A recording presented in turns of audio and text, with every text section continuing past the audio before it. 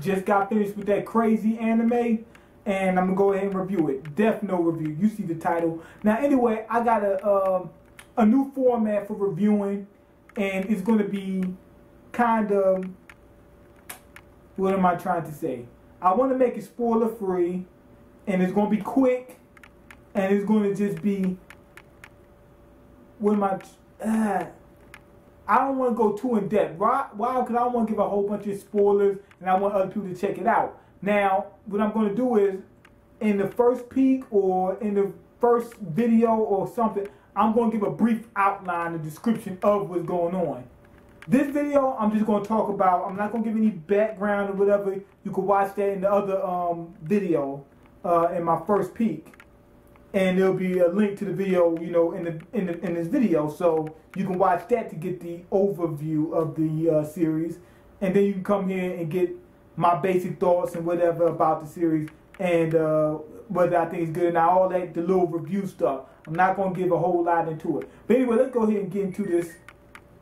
Sorry about that, but let's go ahead and get into this and this line of new reviews I'm gonna do. Okay, the things I didn't like about this anime is it's kind of episodic, even though it seems like the plot is like not made for a series this long. And what I mean by that is this: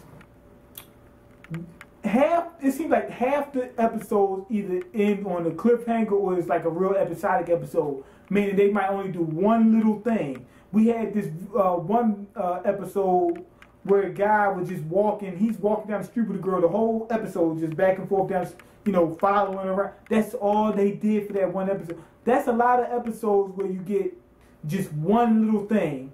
Guys at this party, they got to save them. That one little thing is all they do that whole episode.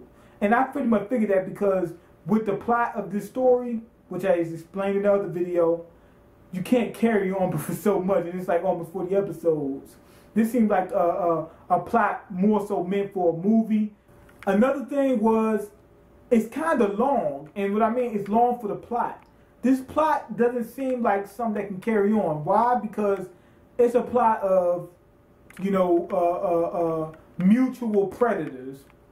They get into a situation, and then it's like a suspense thriller of who's going to catch who first. They're mutual predators.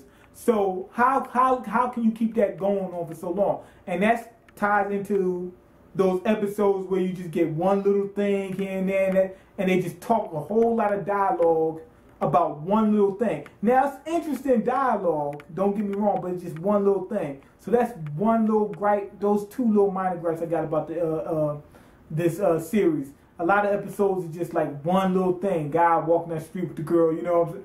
So it seemed like it could have been done in less episodes. But that's not a big gripe. This is, I mean, those two gripes are very minor. The good things about this, great plot. Great plot. Very simple, short, sweet, and they get into the intricacies as you go along. So you get the overall plot, which is, you know, I told you, co-predator, you know, mutual predators. So it's easy to keep up with. And then they bring in all the intricacies later on. So it's easy to keep up with, and it's just a very good idea. We got a slew of good characters. They all get development, and they all play at least a pivotal role in the series. So they all get their own screen time, even the secondary characters. Another good thing is we get this from a lot of different perspectives, meaning we get to see, okay, we got a story of two different guys, but then they bring in other people, so we get to see other perspectives. So what if Light would have been an idiot? Well, we got a character for that. What if L would have been less aggressive? We got a character for that. What if L would have been a lot more aggressive? We have a character for that. Mello, you know, he's sort of like L said, a lot more aggressive. So we get to see everything from all these different perspectives in this one story. It's not just L and Light.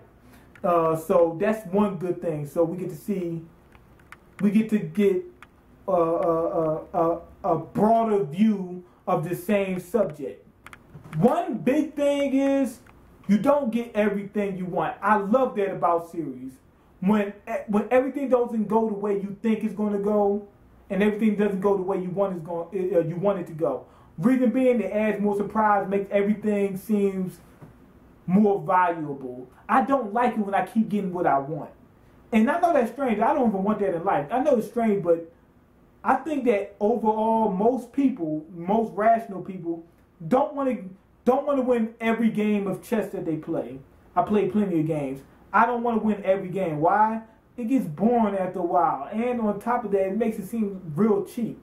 So, like, for instance, that series I seen with Arietti or whatever, the Miyazaki film, it ended completely different than what I thought, but it was still good. And a lot of things in this series is the way they solve different problems that's going on in the series is completely different than what I thought, and that's a good thing. So they got out of situations and thought outside of the box, and sometimes you didn't get what you want, sometimes you did, and that's a good thing about the series. So overall, I think the series is just excellent. It's about as close as pretty much about as close as you're going to get to flawless. The only gripe I say is it seems like something that was more so fit for a movie. It seemed like something that would only carry on for 2 or 3 hours, not 40 episodes, but that was good. It's like I said, that's just a minor gripe. It didn't seem like it was meant to, for 40 episodes or close to 40 episodes. But everything in it was just great. Everything. Pretty much flawless. Go ahead and leave your comment. Let me know what you think. Rate the video, subscribe, and I'm out. Peace.